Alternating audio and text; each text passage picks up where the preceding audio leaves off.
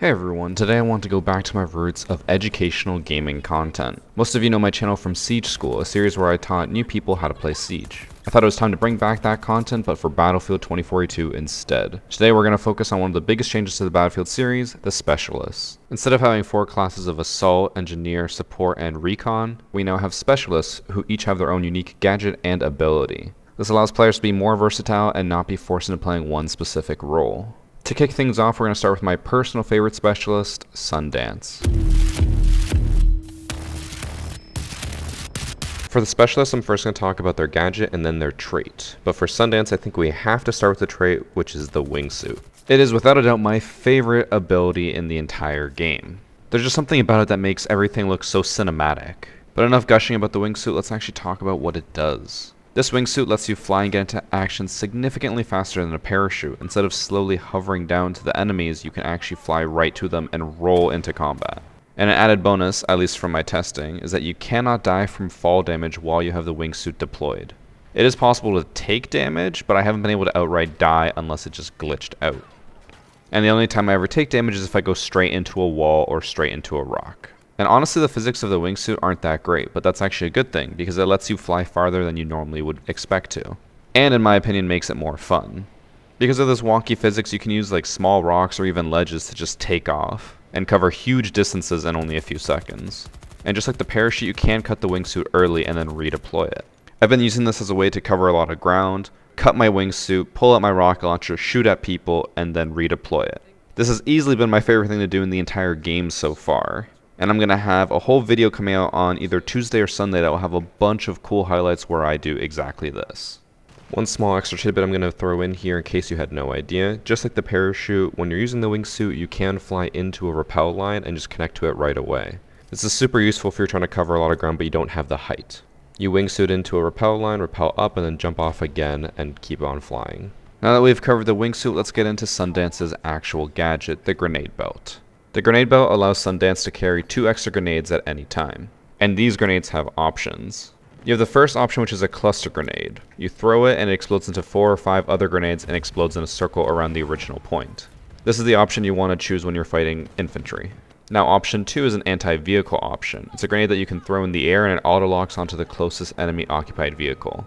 Now I do say that I have had a lot of issues where I throw it into the air and it just doesn't lock on to anybody, so your results may vary. From what I've been able to see, it only does 20 damage when it hits a vehicle, which isn't a lot, but it does make sense because it's just a free way to do damage. What you can normally use it for is a way to activate flares for an aerial vehicle and then shoot them with an anti-air missile. Moving on to the third option, it's an EMP grenade, which allows you to disable gadgets and weapons on a vehicle.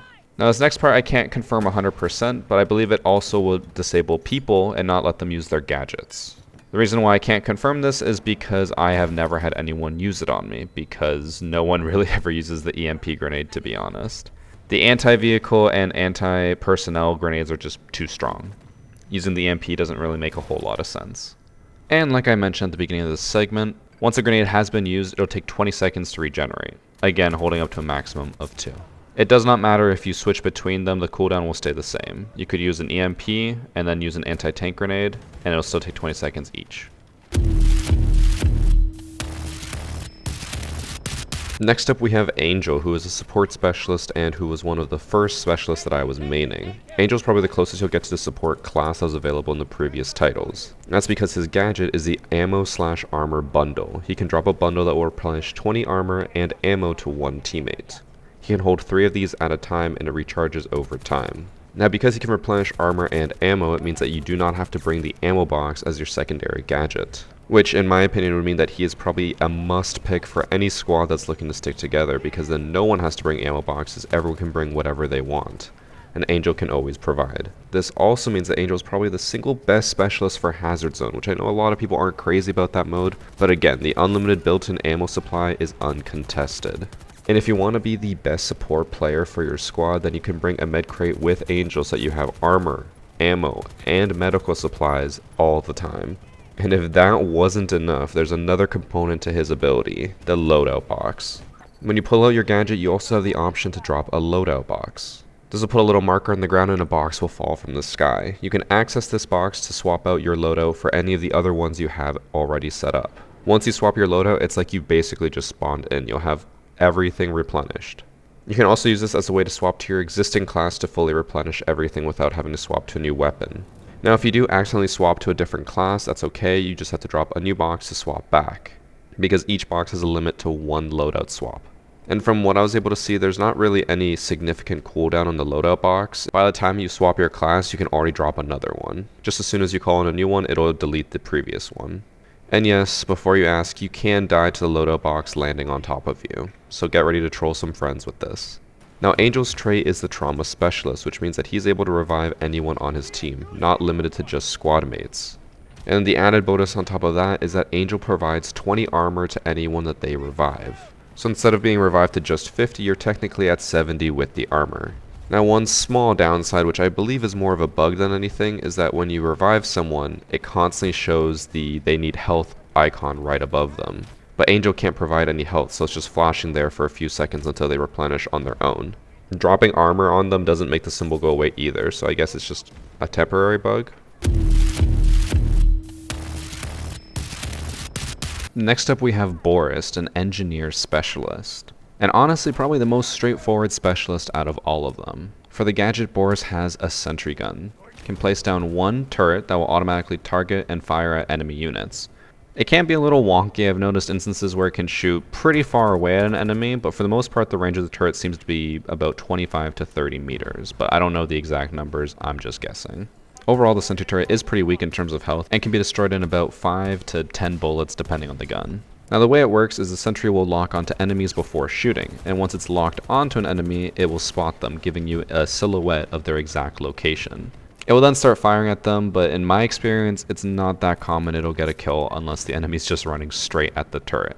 For the most part, I use it as a spotting tool. And just so you know, when the sentry does spot someone, the spot will last for 3 seconds.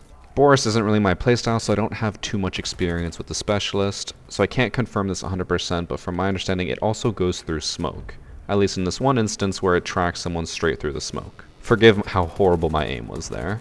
Now Boris's trait really drives home the point of sitting with your sentry, and its sentry improvements. Nearby sentry guns are more effective. That is unfortunately all the information we have on it. I haven't done any extensive testing, but from what I can somewhat gather, it looks like it targets slightly faster and maybe even starts firing a little bit faster after locking on. Overall though, I don't think this is a trait that will see much use. In order to improve the sentry, you need to be in a very small radius around it. And since a lot of enemies will either just shoot the sentry as soon as they see it or throw grenades or shoot rockets, you're kind of in harm's way being next to it. So from what I can gather, it seems to do just as much harm as it does good. This trait really hammers home the point of hold playstyle though. Boris will be at his best capability while holding down an area, and from my experience holding down specifically a doorway or window. I can see him being very useful for smaller maps on Breakthrough, not so much on Conquest. Conquest, everyone is so spread out, I can't see this being a practical gadget to use. Could be wrong though, the game has only been out for less than a week. Maybe there's some secret factor about him that none of us have found yet that makes him crazy overpowered, who knows. Now we have Casper, a recon specialist. Casper's gadget is a recon drone, which is a remote-controlled drone that can spot enemy players. It could also be used to EMP vehicles, but it needs to be within about 15 meters of the vehicle, so don't think it's that viable since they can just shoot it. But I guess if you can sneak up on it, then disabling the weapons makes it pretty useful. While you're on this drone, you are incredibly vulnerable, so make sure to stay safe hidden somewhere. My recommendation is either in a bush, because of Casper's ghillie suit you'll blend right in, or honestly in one of the holes from one of the explosions. People never check there.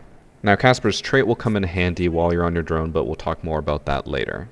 You can also attach C5 to the drone in order to turn it into a remote bomb. If the drone gets destroyed or shot at, your C5 will blow up. So this can be both a good thing and a bad thing.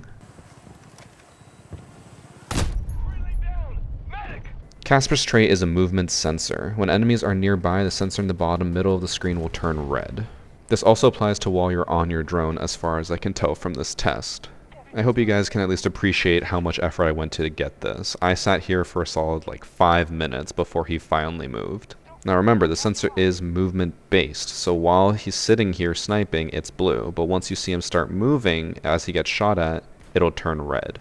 So just because the sensor's blue does not mean you're necessarily safe. It just means you're oblivious. I'm not 100% sure what the range is, but for the most part it seems to give you a decent amount of warning. Our next assault specialist is Mackay, who I hope I'm saying his name right. If not, blame Google Speech because that's what it told me to say. Now Mackay is supposedly my twin. Everyone in my chat kept saying that I looked exactly like him. I don't really see it too much, but I'll let you guys decide. Now Mackay is unlocked at level 15. He is one of the 2 specialists who is behind a level requirement. Mackay's gadget is the grappling hook. Mackay can use this grappling hook to traverse areas much more quickly than any other infantry, and get to places that other people normally would either have to parachute to or do some complicated parkour to get to. The cooldown on the grappling hook appears to be about 15 seconds, starting from the exact moment that you shoot the grapple. However, if you miss or detach fast enough, it does not go into full cooldown and just needs to be reloaded. The hook has a maximum range of 30 meters, which looks a lot farther than I expected when doing it in-game. And it technically can go a little bit further than 30 meters. You don't have to aim the grapple at the very edge of where you want to go. In my experience, you can aim it towards like the lower part of a shipping container and you'll still auto-climb to the top of it. This hook is best used on maps with a lot of containers and ledges like Manifest. Maps like Hourglass don't really benefit the hook at all because there's really nowhere to go. But it doesn't make Mackay completely useless. You can still use it while parachuting or falling to save yourself, although it's more for show rather than practical use. When you do successfully grapple to a location, you'll immediately pull out your weapon. This makes the hook a very aggressive gadget compared to the other ones we've seen. And yes, the hook can kill people. It's very hard to pull off, but it can happen. Moving on to Mackay's trait, it's nimble. What this means is that Mackay moves faster than other specialists while aiming down sight. Here's a comparison of Mackay versus Sundance. The difference is pretty substantial. Mackay can also move faster on zip lines, which isn't really too important if it's a small one, but when you're going on a map like Breakaway where the zip lines can go on forever, it can really add up. This trait can be especially useful when getting into a lot of gunfights, not for the zipline part, but for the aiming down sight part. If they're used to shooting at other specialists, they won't expect you to move so fast, so you might be able to dodge a few shots. Next specialist we're going to talk about is Irish, an engineer. Irish's gadget is the fortification system. There are 2 options here. Irish can either place down a bulletproof shield that has glass on the upper half to see through, or alternatively can place down what I'm used to calling a trophy system. I think that's the proper name for it, but I honestly don't know. It's basically a gadget that intercepts all incoming grenades or missiles. He can place on a total of 2, so either 2 shields, 2 trophy systems, or 1 of each. If you do end up placing a 3rd one, it'll destroy the first one you put down. Once a shield or trophy system has been placed, it'll go on a 35-second cooldown. Comboing the 2 can be very effective for holding an area. You can put down a shield to hold a doorway or a hallway, and then you can put a trophy system to block any possible grenades or missiles they might use to try to get you out. I'm not entirely sure what the health is of the shields, but they can take a beating. For example, you can see in this clip where a helicopter is just barraging me with rockets and the shield takes the beating. These shields can also be used to even stop a car in its tracks. However, it does not protect you from them if they just hop out of the car. The shield also combos surprisingly well with the sniper rifle, since you can use the glass to kind of line up a shot and then quick peek them and just destroy them. I got so many nice shots using this. I don't really have a whole lot to say about the trophy system because honestly, I couldn't really get it to do much, or at least I didn't really capture any footage of it intercepting anything. I'm not sure if this is a bug or maybe I'm just really unlucky. I put it down in a couple of different places in the middle of a battlefield and just never intercepted anything. But I could be missing something. This could be my bad. Moving on, we have Irish's trait called Veteran. What this does is Irish will spawn in with 10 armor as opposed to the usual 0. Now on top of that, when Irish is picking up supplies from bodies, he'll gain 5 armor per pack he picks up. So as long as you're killing people, you basically have a slow trickle of armor at all times. Falck? I have no idea how to pronounce this. No matter what it is, I'm probably going to butcher it, so I'm just going to call her Falck for now. Falck is the last of the support specialists we're going to talk about. Her gadget is the S21 Surette pistol, which is basically just a syringe pistol. She is probably the specialist that's most like the original medical class, all about healing. However, instead of a health box like in the other game, she has a syringe that rapidly heals teammates or can heal herself over time. The syringe can be a little bit hard to hit because it has some travel time and teammates love to never stop moving, but I swear there's some level of aim assist for it because I could shoot off a little bit to the left or right and it would just curve towards the teammate. Which if they added that, good job DICE, because I love that. The syringe can carry 12 shots total, 6 at a time, and it will start replenishing over time once you've shot at least 6. If you shoot 5 and reload, it will not start replenishing. The total cooldown time is 10 seconds, and you'll get 6 back once the cooldown is done. So basically, unless you're just non-stop syringing over and over and over again, you'll never run out of ammo. Also, this thing heals really fast. Like, if someone gets shot down to 20 HP and you shoot them with a syringe pistol, like, they're going to be full health within a second. So as long as people are in cover, they can regen very quickly and get right back into the fight. Which doesn't seem like a lot, but when the average person takes, I think it's like 10 seconds to regenerate health, that's pretty fast. Falck's passive is called Combat Surgeon. What this means is that she can basically revive anyone on her team to full health. Like I said with Angel, most specialists can't revive everyone, they can only revive their squad. But she can revive everyone, and instead of setting them at 50 health, she sets them at 100 HP. Which can be very beneficial because if you're getting shot down, she revives you while they're still shooting. You have a chance to get away instead of just immediately getting killed right away. Overall, for those who really like the medical class in the old battlefields, this will be the specialist to play. I had a few friends who all they did was walk around and heal people. This is the role for you. My friend Patty does it all the time. Moving on to Dozer, who is our last assault specialist, and I gotta say, does not feel like an assault specialist. I didn't get to play with him too much because his gadget was disabled for the first 4 days of the launch, so I only really got 1 session with him. But from the time I did have with it, I just felt like it was not a great gadget to have in Battlefield. Which, by the way, it is the ballistic shield.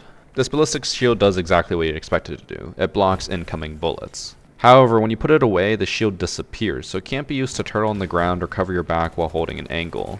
It's really only useful while it's out, but while it's out, you have no primary weapon or even a pistol at your side. So all you can do is melee people, which is fun in its own right. It's just that it feels like it has a really long animation, and it also feels like it has a slower sensitivity while you have the shield equipped. I don't know if that's just like the sluggishness of the shield and it's making me think that, but it definitely felt like there was a lower sensitivity. The shield can be pretty useful for blocking doorways or even blocking shots from incoming vehicles. I noticed it could tank some explosive shots, but over time you're just gonna die because you can only tank so much. You can also use it as a way to block grenades, have them bounce off of you, but other than that, honestly, I don't see it really serving much of a purpose. I would argue that it's probably the weakest gadget out of every single specialist, just because with 64 enemies being on the enemy team, you're gonna have a lot of people shooting at you from a lot of different angles. You can't block all of their shots. Its real only use is in close quarters and hallways, which those situations are pretty rare because these maps are massive. Obviously you can create those situations, but they just are going to take a long time to pull off. And obviously if you're sitting at a door with a shield, most people are probably not going to approach you. I can see him being somewhat useful in this one situation, which I'll explain his trait first and you can understand why it might work. His trait is blast resistance. Dozer resists explosives better than anyone else. When I tested it with Mackay, I threw a grenade at my feet and it killed him immediately. With Dozer, he only took 50 damage. I'm not sure if it scales all explosives to 50%, but that's still pretty good resistance. So the only real way I can see you using him is using the shield to approach a tank, and then throwing C4 on it and using the blast resistance to make sure you don't die. Obviously the plan isn't perfect because the tank can just run you over or back up and shoot you and you can't catch up to it. But it's really the only practical use I see for him. I'm sure you could see a lot of use in Hazard Zone, blocking the extraction chopper at the very end so other people can't run in. But in Conquest, I don't see it. Now remember, it's important to know I am new to the Battlefield series for the most part. The last Battlefield I played was Battlefield 3, and that was back when I was in high school. There is possibly some untapped potential that I have no idea about here, but just from my perspective, from my very limited game knowledge, I don't think it's the greatest gadget. I'm adding this in at the end of the Dozer section. I actually completed the video, sent it to a few friends for some feedback, and then one of them told me about how Dozer apparently can reflect bullets. As you can see here in the trailer made by DICE, it is fully reflecting bullets. We went into an AI match and tested it out as much as we could. There really seems to be no indication that's still fully in the game. Bullets do deflect. Depending on their trajectory, they'll bounce around off your shield. There is a chance that one can hit a person, but it doesn't seem controllable. In the trailer, the person is perfectly aiming it back and killing the person. That does not seem to be the case anymore in the game. Ben did manage to kill one AI with it. Yeah, he's got hit marker too. I just killed someone. I was just standing here. But he's not sure how it happened. It was just a freak ricochet bullet. I managed to get a bunch of hit markers, could never fully pull it off, so I would not by any means consider this a consistent strategy to run. You'd be better off just running around meleeing everyone. According to one of the name pronunciation websites, it's pronounced Rao. Rao's gadget is called Cyber Warfare Suite. I'll be honest, when I first wrote the script, I thought this was one of the weakest gadgets in the entire game. And then I needed to record a little bit more footage, and I actually realized that I was wrong, and I didn't really fully understand how the gadget works. Now I do. So the gadget can be used to hack into an enemy vehicle or an enemy soldier. The range on the soldiers is very limited, and I thought this also applied to the vehicles, but it turns out it doesn't. You can hack enemy vehicles from a really far distance. From my understanding, it only disables their weapon, it doesn't disable the gadget, so it's not really a great way to get rid of helicopters in the air because they'll still have their flares. The UI could be wrong, and maybe I'm wrong, but that's what I'm getting based off the UI. In order to hack an enemy soldier or a vehicle, you do need to have line of sight. As soon as that line of sight is broken, any progress on the hack is lost. And that can suck because it takes quite a while to hack, which I would argue that this is probably the biggest downside of the gadget itself. It takes way too long. For vehicles, it's not bad because if you're really far away, it's not like they're going to shoot you, for the most part. But for enemy soldiers, it's way too long, and any competent team is just going to destroy you as soon as you pull that out, because you're going to be sitting there for like 5 seconds and you can't do anything. Now, if you do manage to pull it off and hack an enemy soldier without getting killed, his trait makes it somewhat worth it. His trait is called a Trojan network. And what it does is that if a player that you hacked gets killed, Rao gains temporary vision on all nearby enemy units, similar to the essential wall hacks that the sentry gun gives you on Boris. As far as I can tell, this is not limited to squad mates, it's just any enemy unit. The combo is super cool to pull off, but it doesn't last that long and honestly does not help that much. The gadget overall is in a tough lose-lose situation. You either hack someone because no one else is around you and then you kill them, but then when you kill them you don't get the benefit because there's no one else around you. Or you try to hack someone when there's a bunch of people nearby and you likely die while you're doing it because there's so many people nearby. I don't want to sound too negative when I'm talking about his gadget, it just seems like there's not a whole lot there other than just disabling enemy vehicle weapons. That's pretty cool. I mean, the one aspect of his gadget that I forgot to mention is that it can also interact with buttons, which I guess is pretty cool, but it doesn't really help you a whole lot. Even here in this example, I started using the gadget to open and close garage doors, but it only let me close them. I couldn't open them. I don't know if that's intended, I don't know if that's a bug, but it doesn't seem that useful. So yeah, overall, other than just disabling enemy vehicle weapons, I don't see the purpose. And trust me, I tried really hard to get a lot of clips, and every single time I tried to hack an enemy soldier, I just died. I got like 2 good clips with it. We are now on to the last specialist, Paik, who will also be the last specialist you unlock at level 25. Overall, there's not too much to say about her. Her gadget is pretty straightforward. Overall, it's basically just a better version of Rao's Trojan network. And it's called the EMGX scanner. It basically just gives you live wall hacks of any enemy within what looks like 15 meters of you, as long as they're behind cover. The scanner will last for 8 seconds and has a cooldown of 30 seconds, which is really long for someone who wants to be right in there in the gunfights. Especially because you'll probably be using this mainly to clear out buildings and dug-in enemies. You don't really have time to just sit and wait for 30 seconds. Overall though, on the face of it, she seems to be one of the most overpowered specialists, simply for the factor that she has a crazy amount of intel for free and knows exactly where people are. However, with a super long cooldown as well as intermittent pulses to actually see where the people are, I think her capabilities mainly depend on the person playing and their ability to process that information in a quick manner. If you can notice a bunch of targets and then gun them down after the wall hacks are over, you are going to do exceedingly well with her. And I think her trait will be really good for people who really know how to dodge, dip, dive, duck, and dodge. It's called Acquisition. And when you get damaged by an enemy, they will get spotted. This is really good for being able to determine exactly where you're getting hurt from and being able to react better. The only issue is that generally if you're getting shot at, you're probably going to die before you can react to it. That is, unless you can dodge the shots until you have time to react. Or unless the enemy is really bad and just can't land their shots, which is also possible. I could see it being beneficial as a sniper because then when an enemy sniper tries to counter snipe you, and they hit you in the body, you can see exactly where they are and try to shoot them back. But then the downside is that you're wasting her primary gadget because you can't use that on a sniper. As far as specialists go, I do think she is the most aggressive capable one. Honestly, more so than the assault specialists. She's labeled as recon, but she feels like assault. If you're looking to run and gun, she is the choice for you. You just gotta get to level 25 first. That is it. That is all 10 specialists with their gadgets and their traits, explained in as much detail as I could. I hope that this was beneficial to some of you. I know a lot of people don't know the nitty-gritty details of a lot of the gadgets as well as traits, so hopefully I explained at least something new to you. If you did enjoy the video, please make sure to like it and maybe even comment down below. Those interactions really help grow the channel as well as get more views on the video. If you'd like to see more, please let me know. I would like to do more educational content, but only if people really want it. These videos do take a lot of time to make. I think this one alone took me like 20 hours or more, when normally a video takes me like an hour. So hopefully it was worth it. Thank you guys for watching. I'll see you in the next video. Take care.